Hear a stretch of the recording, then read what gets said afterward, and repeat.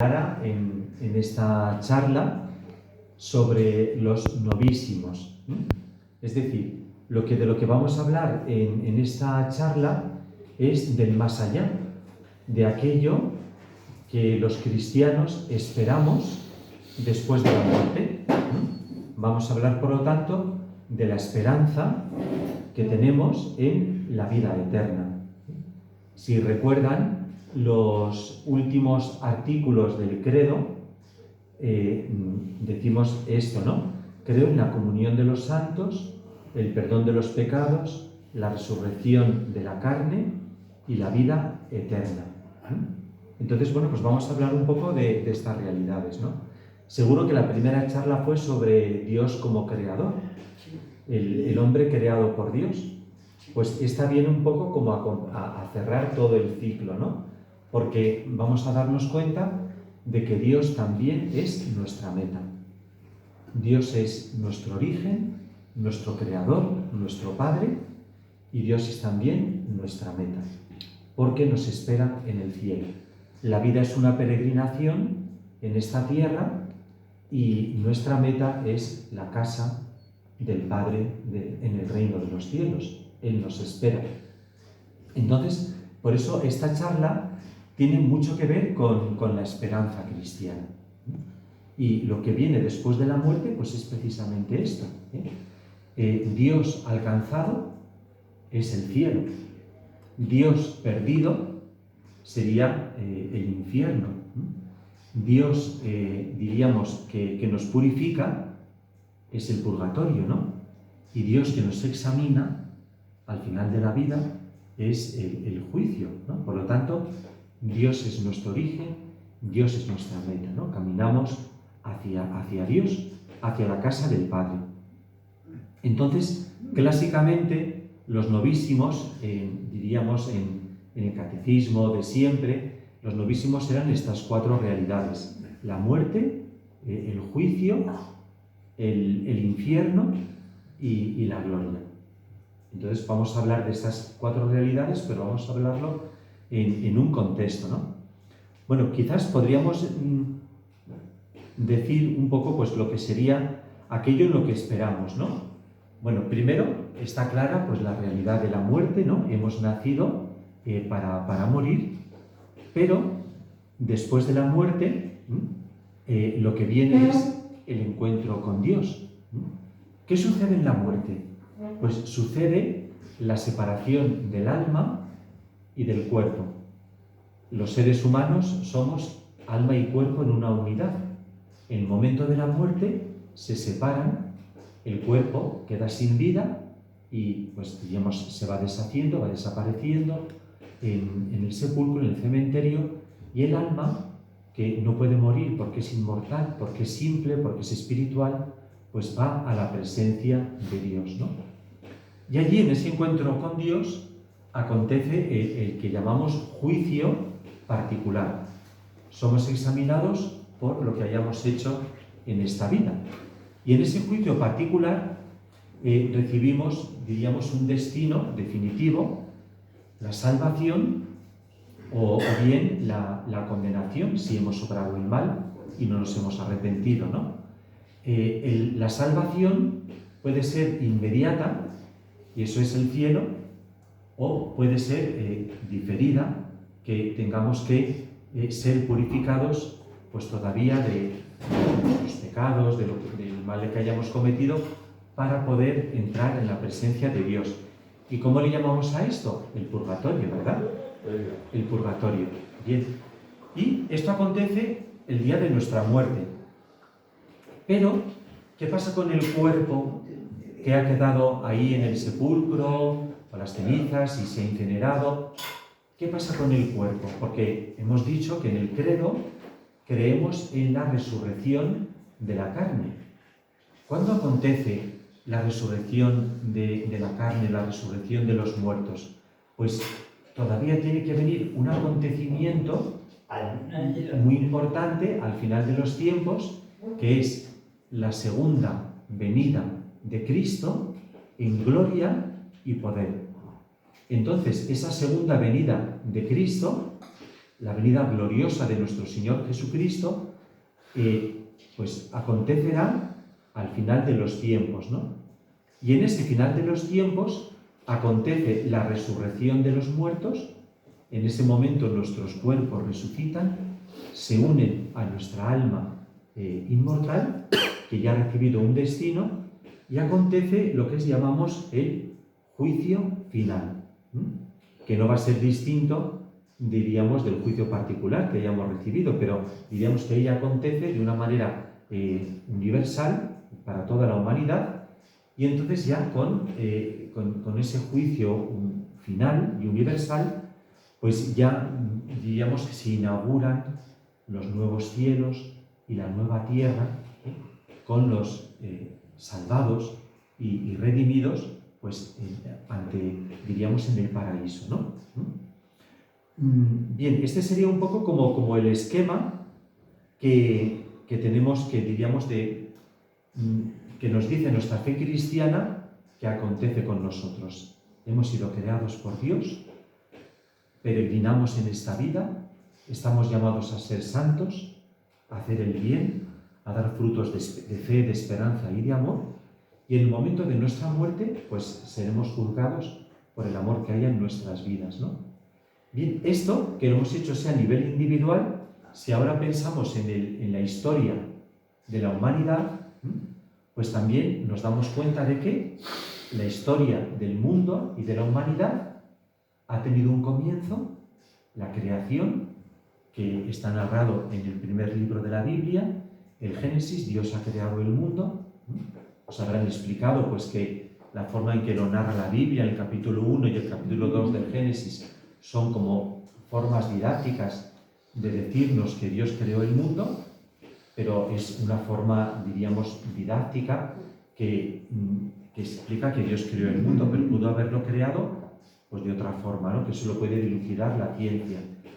Entonces, la historia tuvo un comienzo, pero ha tenido también una plenitud, un centro.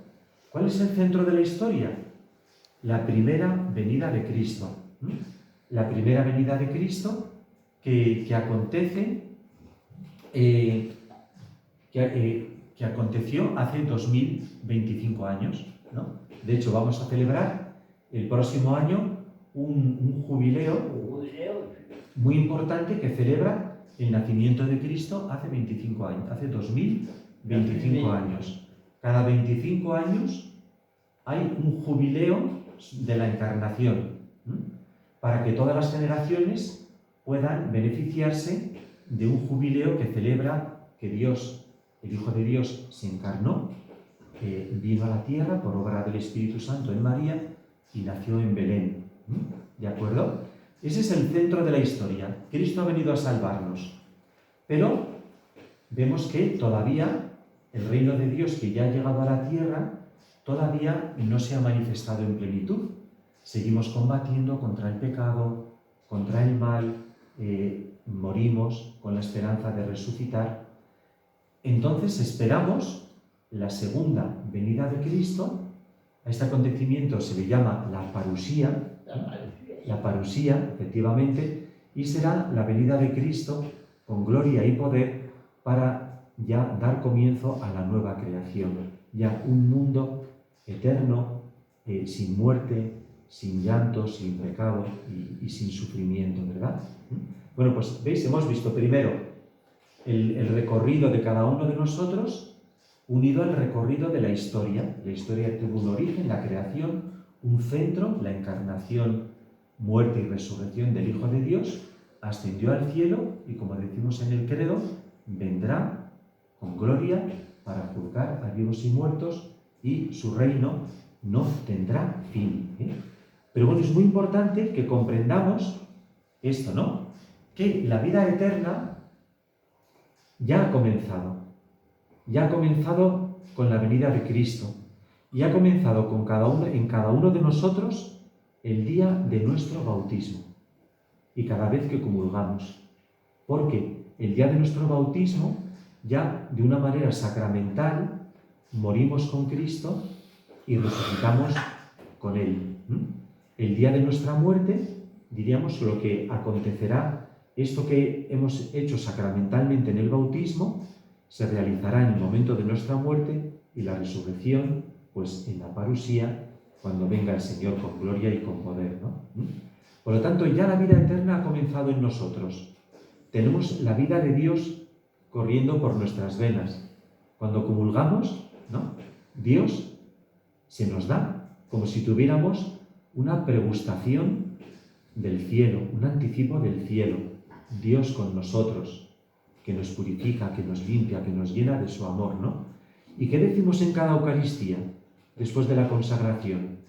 Cuando dice el sacerdote, este es el sacramento de nuestra fe, pues decimos, anunciamos tu muerte, proclamamos tu resurrección. Ven, Señor Jesús. Muy bien, Kencio, ven Señor Jesús, que lo sabemos todos perfectamente, ¿verdad? Ese ven Señor Jesús es que anhelamos su venida definitiva para que termine, diríamos, la apariencia de este mundo y que cesen pues, las guerras, el hambre, el pecado, el mal, ¿no? Por lo tanto, la parusía es un acontecimiento que a lo mejor hablamos del fin del mundo y nos da miedo, ¿verdad? Pero si pensamos que Cristo vendrá con gloria para derrotar definitivamente el mal y la muerte y entrar en la vida eterna, pues entonces, claro, se explica que digamos en misa todos los días, ven Señor Jesús, ¿no? Porque queremos estar contigo y ser plenamente felices para siempre, ¿de acuerdo? Por lo tanto, eso, que no tengamos miedo de este acontecimiento definitivo que será la parusía. Bien, vamos entonces ya a hablar de... Vamos a hablar primero de la resurrección de los muertos, ya que hemos dicho que la parusía será la venida definitiva de Cristo, el fin del mundo, el juicio final y la resurrección de la carne. Vamos a hablar primero un momento de esto. Fijaros, ¿por qué un juicio final después del juicio particular que ya tenemos en el momento de la muerte?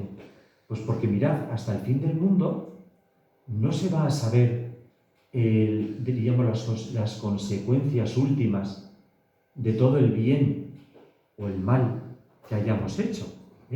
Por ejemplo, en este pueblo de Alcuéscar hubo un hombre de Dios que fundó la Casa de la Misericordia y los esclavos de María y de los pobres. El padre, ¿cómo se llamaba? Leocadio Galán. El padre Leocadio Galán, que a lo mejor algunos lo habéis conocido. Sí, algunos lo habéis conocido, ¿verdad? ¿Veis? También, ¿verdad? Qué bien. Como con la silla de ruedas, Sí. le subían al altar. Qué bueno, qué bonito, ¿verdad? Bueno, pues fijaros, cuando el padre Leocadio Galán murió, pues su obra estaba iniciada y estaba haciendo mucho bien, pero después de su muerte, su obra ha seguido haciendo mucho bien. Ha venido el hermano Miguel, otros hermanos que no han conocido al padre Leocadio. Es decir, la obra sigue haciendo el bien y fue él el que lo empezó. Por lo tanto, hasta el fin del mundo no se desvelará todo el bien, todas las consecuencias de la entrega de este hombre de Dios. Y lo mismo podríamos decir de nosotros, ¿verdad? Nuestros aciertos y nuestros errores, pues diríamos que tienen consecuencias que se desvelarán en el último día. Si yo soy santo, pues mis obras buenas pueden seguir dando fruto para la eternidad, ¿de acuerdo? Y al revés, el bien que dejo de hacer o el mal que cometo también puede tener consecuencias que solo se desvelarán definitivamente en el juicio final, ¿no? Por lo tanto, el juicio final revelará, dice el Catecismo, hasta las últimas consecuencias, lo que cada uno haya hecho de bien o haya dejado de hacer durante su vida terrena. Y además revelará la justicia de Dios, es decir, cómo Dios ha sabido sacar bien incluso del mal que se haya podido realizar, ¿no?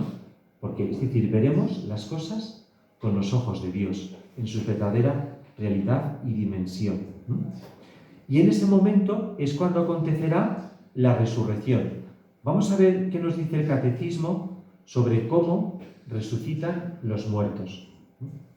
Primero, ¿qué es resucitar? Pues resucitar es que en la muerte se separan el alma y el cuerpo. El cuerpo del hombre cae en la corrupción, mientras que su alma va al encuentro con Dios, en espera de reunirse con su cuerpo glorificado. Dios en su omnipotencia dará definitivamente a nuestros cuerpos la vida incorruptible, uniéndolos a nuestras almas, por la virtud de la resurrección de Jesús. O sea que en la resurrección diríamos que los cuerpos, lo que quede de nuestros cuerpos, si es que queda algo, si no queda nada, pues es igual, pero Dios con su poder, que ha quedado todo de la nada, también resucitará nuestros cuerpos para que se unan a nuestras almas. Y ya volvamos a ser, pues, nosotros mismos, ¿no? Si, por ejemplo, se conservaran reliquias o hay cuerpos incorruptos, hay huesos, ¿no? Pues esas reliquias pasarán a formar parte del cuerpo resucitado, del cuerpo glorioso que tengamos cada uno en el más allá. ¿Quién resucitará? Pues la respuesta del catecismo y de la Biblia es todos los hombres que hayan muerto. Si cuando venga Cristo, pues diríamos, hay hombres y mujeres que no han muerto, pues diríamos, ellos son transformados sin pasar por la muerte. Los que hayan muerto, resucitan. Imaginaros, yo que sé, que la parusía viene dentro de 3 días y estamos nosotros aquí en la tierra. Pues no moriremos, sino que seremos transformados, como dice San Pablo en una de sus cartas. Si cuando venga el Señor nosotros ya hemos muerto, pues entonces resucitará nuestro cuerpo y se unirá a nuestra alma, ¿de acuerdo? Pero fijaros, todos, también los que hayan sido condenados en el juicio particular, no van a resucitar solamente los que hayan hecho el bien y se vayan a salvar, sino todos resucitaremos. Y dice Juan 5:29, los que hayan hecho el bien resucitarán para la vida, y los que hayan hecho el mal para la condenación. ¿De acuerdo? Pero todos resucitaremos. ¿Cómo? ¿Cómo resucitaremos? Dice el catecismo, Cristo resucitó con su propio cuerpo. ¿Os acordáis cómo les dijo a los discípulos? Mirad mis manos y mis pies, soy yo mismo. Pero Él no volvió a una vida terrenal. Del mismo modo, en Él todos resucitarán con su propio cuerpo que tienen ahora. Pero este cuerpo será transfigurado en cuerpo de gloria, en cuerpo espiritual. Es decir, será nuestro mismo cuerpo, pero glorioso, sin posibilidad ya de que muera. Y por lo tanto, bueno, pues también sin las limitaciones que hayamos tenido en esta vida, ¿no? Fijaros, me viene un poco al recuerdo, hace unos años, pues un señor que yo conocía de una parroquia tenía un hijo con una discapacidad intelectual, es decir, era un muchacho que aunque parecía un hombre, pero su mente era como la de un muchacho. Y me acuerdo pues cuando esta persona murió, tendría como unos 40 años o así, pues me acuerdo que el padre, ¿no?, dentro del dolor que sentía de la separación de su hijo, decía, pero fíjate, mi hijo ya ha llegado al cielo, a la presencia de Dios, y ya está libre de esa limitación que él tenía. Es decir, que como que resucitaremos sin las limitaciones corporales o diríamos psíquicas que hayamos podido tener en esta vida, ¿no? Nos veremos como libres, ¿no?, para ser verdaderamente nosotros mismos. Este padre se alegraba pensando eso, que su hijo, Luisito, pues diríamos ya estaba en el cielo, libre un poco pues de esa enfermedad o de esa limitación que había padecido en la tierra, ¿verdad? Bien, y hay que decir lógicamente que el cómo resucitaremos sobrepasa nuestra imaginación y nuestro entendimiento. Solo podemos acceder a ello por medio de la fe, pero no podemos hacer un reportaje anticipado de cómo será nuestro cuerpo en la vida eterna. Sabemos que seremos guapísimos y guapísimas y sin limitaciones y estaremos llenos de, pues eso, de la luz y de la gloria del Señor, ¿no? Pero no podemos aventurar nada más, ¿no? Dice, nuestra participación en la Eucaristía nos da ya un anticipo de la transfiguración de nuestro cuerpo por Cristo. ¿Qué pasa cuando comulgamos? Que nos transformamos en lo que comemos. Somos otros Cristos, miembros de su cuerpo. Por lo tanto, pues cuando dijo el Señor en el discurso de Cafarnaúm, el que come mi cuerpo y bebe mi sangre tiene vida eterna y yo lo resucitaré en el último día. Por lo tanto, cuando comulgamos recibimos una semilla de inmortalidad. Y esa semilla hará que nuestro cuerpo, que es mortal, participe de la vida eterna por medio de la resurrección. Y la última pregunta sería, ¿cuándo? ¿Cuándo resucitaremos? Ya lo hemos dicho, ¿verdad? El último día, el fin del mundo. La resurrección de los muertos está asociada a la parusía de Cristo, a su retorno glorioso. Dice primera carta a los Tesalonicenses 4:16, el Señor mismo, a la orden dada por la voz de un arcángel y por la trompeta de Dios, bajará del cielo, y los que murieron en Cristo resucitarán en primer lugar. Bueno, pues esta es nuestra esperanza, que como veis, pues realmente es algo maravilloso, ¿no? Y nos tiene que llenar de alegría, pues eso, el pensar que el Señor, con su muerte y resurrección, ha vencido nuestra muerte y que resucitaremos en Él y estaremos, pues, para siempre con Él, ¿no? Bueno, dicho esto, ya vamos con cada uno. Vamos a hablar un poquito de los novísimos, ya de la muerte, el juicio, la condenación, el infierno y la gloria, el cielo, ¿de acuerdo? Bien, la muerte. Hay que decirlo primero de todo. Según nuestra fe cristiana, la muerte no es el final. La muerte no es el final. Es lo que... Sí, es claro, el himno de los legionarios, ¿no?, que se canta en los funerales. Tú nos dijiste que la muerte no es el final del camino. No es el final del camino. Así es. Muy emocionante. La muerte no es el final, efectivamente, ¿no? Bueno, pues nos preguntamos, ¿no?, ¿qué hay después de la muerte? Y el Señor nos ha asegurado que después de la muerte lo que viene es el cara a cara con Dios. De hecho, Él nos dio ejemplo cuando, al morir en la cruz, sus últimas palabras, ¿cuáles fueron? Padre, a tus manos encomiendo mi espíritu. Jesús murió orando con un salmo. Padre, a tus manos encomiendo mi espíritu. Él era consciente de que el Padre le esperaba después del último aliento, ¿no? Y por eso, pues, podríamos decir que la mejor definición de la muerte es que es una puerta. Para entrar aquí, hemos pasado una puerta, ahora está cerrada, ¿no? Saldremos por una puerta. Pues eso es la muerte, una puerta que da paso al encuentro con Dios definitivo y a la vida eterna. Y claro, uno no se queda en las puertas, ¿no? La Pascua. La Pascua. Nuestra Pascua. Pascua significa paso. Pues eso, la muerte es un paso, una Pascua a lo que viene después. A que no nos quedamos en las puertas, pasamos a la otra estancia.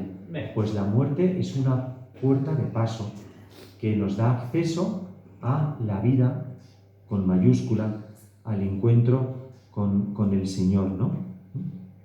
Y fijaros, hay un morir en el Señor, ¿no? Dice el libro del Apocalipsis, dichosos los que mueren en el Señor. Desde ahora, dice el Espíritu, que descansen de sus fatigas, porque sus obras los acompañan. ¿Qué es morir en el Señor? Pues morir en la gracia de Dios, morir como Cristo, Pues, Padre, a tus manos encomiendo mi espíritu, pues confiando en su infinita misericordia y sin temor a que nos vamos a encontrar con un juez que es misericordioso y bueno, ¿verdad? Por eso fijaros que San Francisco de Asís llamaba a la hermana con este apelativo, la hermana muerte. Y decía eso, ¿no? Y por la hermana muerte, loado mi Señor. Dichosos los que mueren en la voluntad del Señor, ¿no? Eso es. Ahí si en pecado grave sorprende al pecador. Dichosos los que mueren en la voluntad de Dios, no probarán la muerte de la condenación, ¿no? Por lo tanto, es una hermana. Y fijaros, los primeros cristianos, al día de la muerte, le llamaban día del nacimiento, porque era el día del verdadero nacimiento a la vida eterna. Nacemos para Dios. Fijaros qué transformación del enigma y del misterio de la muerte. Se conoce en el imperio pagano, se conocía la tumba de un cristiano de la tumba de un pagano por esto. En la tumba del pagano ponía en latín que la tierra te sea leve y se encomendaba al difunto a los dioses mares, Deus manibus, terra sit leve, ¿no? Y en cambio, en la tumba de un cristiano ponía la fecha de la muerte y debajo dies natalis, día del nacimiento, porque considerábamos que es como si en esta vida estuviéramos como en el regazo, como un niño que está en el seno de su madre, que nace para el mundo, pues como si nuestra peregrinación en la vida fuera todavía una gestación y el verdadero nacimiento es cuando morimos en el Señor y cuando morimos para la vida eterna. ¿Sí? Bueno, muy bien. Claro, si esto es así, pues fijaros que la muerte tenemos que verla como un mirador. A ver que cuando uno se pone el momento de la muerte, relativiza las cosas de este mundo. Porque nos damos cuenta que en el momento de la muerte lo que verdaderamente vale, ¿no? Que las riquezas materiales, el dinero, no nos lo vamos a llevar a la tumba. Decía el Papa Francisco con mucha gracia: no he visto nunca un camión de mudanzas detrás de un féretro, ¿verdad? ¿A que no hay un camión de mudanzas detrás del coche fúnebre? No, porque no nos vamos a llevar nada de este mundo. Por lo tanto, ¿para qué vamos a poner ¿para qué vamos a poner el corazón en el dinero y en lo material si todo eso va a pasar? ¿De acuerdo? Por lo tanto, la muerte también nos sirve para relativizar lo que pasa en este mundo, y poner el corazón en lo que vale. ¿Qué es lo que vale? La fe, la esperanza, la caridad, el hacer el bien. Eso sí que nos lo vamos a llevar a la vida eterna, ¿verdad? Bueno, pues ya hemos hablado de la muerte, ¿no? Vamos a decir también una palabra sobre el juicio particular. Y mirad, también os diría esto: un cristiano no tiene que tener miedo al juicio. ¿Por qué? Porque le va a juzgar quien más le ama y quien más le conoce. A que si en el día del juicio tuviéramos a nuestra madre para defendernos, estaríamos muy tranquilos, ¿verdad? Porque nuestra madre, ¿qué va a decir de nosotros? Pues todo lo bueno. Pues mucho más es Dios. Si decía el santo cura de Ars que el corazón de todas las madres del mundo juntas es como un bloque de hielo en comparación con el corazón de Dios, pues imaginaros, ¿no? Dios nos va a juzgar como un padre que conoce mejor que nadie, pues por qué hemos hecho lo que hemos hecho, y que nos va a perdonar misericordiosamente, ¿no?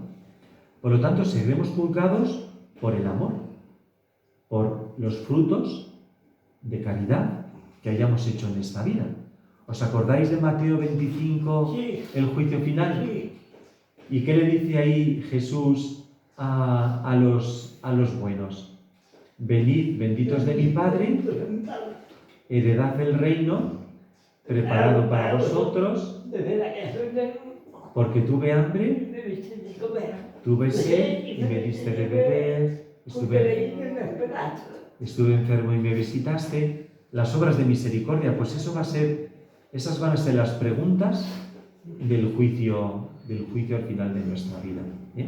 Que hayamos amado al prójimo, que hayamos hecho el bien, ¿no? Las obras de misericordia materiales y espirituales, ¿no? Bien, y dicho esto, pues después vamos a empezar por un poco así como lo más difícil, ¿no? Que sería el infierno, ¿vale?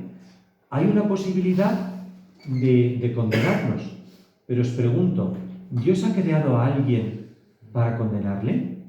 No. Dios nos ha creado a todos para el cielo. Dios quiere que todos los hombres se salven. Por lo tanto, si un hombre se condena, ¿por qué es? Porque él ha rechazado a Dios y ha rechazado el arrepentimiento. Por lo tanto, por eso el catecismo dice como muy claramente que el infierno es, fijaros, un estado de autoexclusión de la persona de la comunión con Dios. Es el que hace el mal y rechaza a Dios y prosigue, diríamos, en esa aversión hasta el final de su vida, pues diríamos, no puede salvarse, porque ha rechazado a Dios, pero es él el que se condena. No es que Dios le condene, sino que Dios, diríamos, hace todo lo posible por salvarle, pero respeta nuestra libertad y se toma en serio nuestra libertad. Por lo tanto, tenemos que decir que Dios no ha creado el infierno. El infierno es consecuencia de la libertad del hombre y de los ángeles que rechazaron a Dios y que se convirtieron en demonios. Ellos, diríamos, son los que han creado el infierno al apartarse de Dios para siempre, ¿no? Y fijaros qué bonito es esto que dice el catecismo. La Iglesia ruega para que nadie se pierda, para que nadie se condene. Jamás permita, Señor, que me separe de ti. Si bien es verdad que nadie puede salvarse a sí mismo, también es cierto que Dios quiere que todos los hombres se salven y que para Él todo es posible. Y fijaros, ¿sabéis cuál es el mayor sufrimiento de un condenado, de una persona que se condene? ¿Cuál es el mayor sufrimiento? Efectivamente, muy bien, no es el fuego, los tormentos de los sentidos, eso que nos imaginamos como muy repugnante. La mayor pena del infierno es estar separados de Dios, que es amor y que es todo bien, ¿eh? Y por lo tanto, pues es un lugar de odio y de ausencia de amor, ¿no? Bueno, pues tenemos la esperanza, ¿no? Tenemos la esperanza, tenemos que esperar de Dios nuestra salvación. La desesperación es un pecado, ¿eh? Por lo tanto, vamos a hacer esta tarde todos, ¿no? Como un acto muy grande, ¿eh? De que Dios, que es Padre y es bueno, pues que no va a permitir, ¿no?, que nos condenemos, sino que confiamos en su infinita misericordia y aunque seamos pobres pecadores, pues estamos arrepentidos y creemos firmemente en su misericordia y en que Él nos salvará, ¿no? Bien, el purgatorio, una palabra sobre el purgatorio. Los que mueren en la gracia y en la amistad de Dios, pero imperfectamente purificados, aunque estén seguros de su eterna salvación, sufren después de su muerte una purificación, a fin de obtener la santidad necesaria para entrar en la alegría del cielo. La Iglesia llama purgatorio a esta purificación final de los elegidos, que es distinta del castigo de los condenados. Por eso la Iglesia, desde los primeros siglos, pues ha ofrecido oraciones y, sobre todo, el sacrificio de la Eucaristía, de la misa, por los fieles difuntos, para que si tienen algo que purificar, pues con nuestra oración, pues puedan ir al cielo, ¿no? Y sabéis que podemos, eso pues, pedir en la misa, ofrecer las indulgencias plenarias también, ¿no? Podemos ofrecerlas por los fieles difuntos para que vayan a la presencia de Dios, ¿no? Y ellos, una vez que llegan al cielo, pues rezan por nosotros, ¿eh? Porque por el misterio de la comunión de los santos, los que han llegado ya al cielo piden por los que peregrinamos en la tierra. Y los que peregrinamos en la tierra pedimos por las almas del purgatorio para que pronto vayan a la presencia de Dios. Efectivamente, ¿eh? Eso es.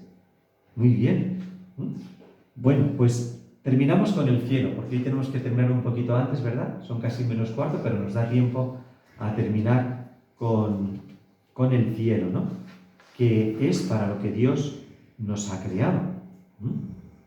Dice el Catecismo: los que mueren en la gracia y la amistad de Dios y están perfectamente purificados, viven para siempre con Cristo, son para siempre semejantes a Dios, porque lo ven tal cual es, cara a cara.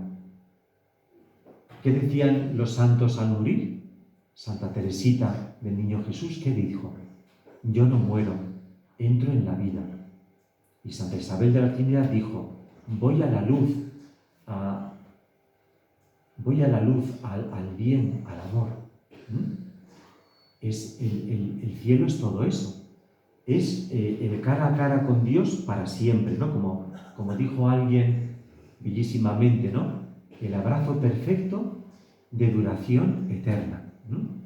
Me acuerdo que una vez de unos ejercicios a unas clarisas y les hablaba de esto, una meditación sobre la muerte, el cielo, etcétera, ¿no? Y después le dije esta frase y me dijo después una monjita: ay, padre, ¿dan ganas de morirse para ese abrazo perfecto de duración eterna? Pues es verdad, ¿no? Qué hermoso será, ¿no? Pues el llegar a la presencia de Dios y abrazarnos pues para siempre con el amor eterno que es Dios, ¿no? ¿Cómo habla la Biblia de que será el cielo? Pues dice que estaremos con Cristo. El cielo es estar con Cristo. ¿Qué le dijo Jesús al buen ladrón en la cruz? Cuando le decía: Señor, acuérdate de mí cuando llegues a tu reino. ¿Qué le dijo? Hoy estarás conmigo en el paraíso. Muy bien, hoy estarás conmigo en el paraíso. El paraíso es estar con Jesús, nuestro Salvador, para siempre, ¿no? ¿Qué dice también la Biblia? Que el cielo será ver a Dios. Y Dios es infinitamente bello, perfecto, santo, pues su gloria nos desbordará. Le veremos según nuestra pobre capacidad. Carísimos, decía San Juan en su primera carta, desde ahora somos hijos de Dios y todavía no se ha manifestado lo que seremos. Sabemos que cuando se manifieste seremos semejantes a Él porque le veremos tal cual es. Veremos a Dios tal cual es y seremos dichosísimos, inmensamente felices. El cielo será un gozo eterno, ¿no? ¿Qué decía el Señor en la parábola de los talentos? ¿Qué les dice al final? Siervo bueno y fiel, entra en el gozo de tu Señor. Qué bonito será escuchar estas palabras de Jesús, ¿no? Siervo bueno y fiel, entra en el gozo de tu Señor. Mirad qué bonito lo define Benedicto XVI en la encíclica que escribió sobre la esperanza. La eternidad no es un continuo sucederse de días del calendario, sino el momento pleno de satisfacción, en la que Dios nos abraza y nosotros abrazamos a Dios. Será el momento de sumergirse en el océano del amor infinito, en el cual el tiempo, el antes y el después, ya no existe. Podemos únicamente tratar de pensar en que este momento es la vida en sentido pleno, sumergirse siempre de nuevo en la inmensidad del ser y del amor, a la vez que estaremos desbordados totalmente por la alegría. Y fijaros, también el cielo será el gozo de la fraternidad perfecta, porque allí estaremos para siempre con los que amamos en la tierra, con los que aquí tantas veces nos tenemos que separar, ¿no? Hay un himno de vísperas que, hablando del cielo, dice: cuando gocemos definitivamente de la compañía de los que aquí tuvimos lejos, entonces siempre, siempre estaremos contentos, ¿no? Veremos a nuestros padres, familiares que ya han fallecido, y que volveremos a verles. Es decir, será el gozo de la fraternidad perfecta, ¿no? De ver a Dios y de gozar plenamente de la compañía de los que amamos, ¿no?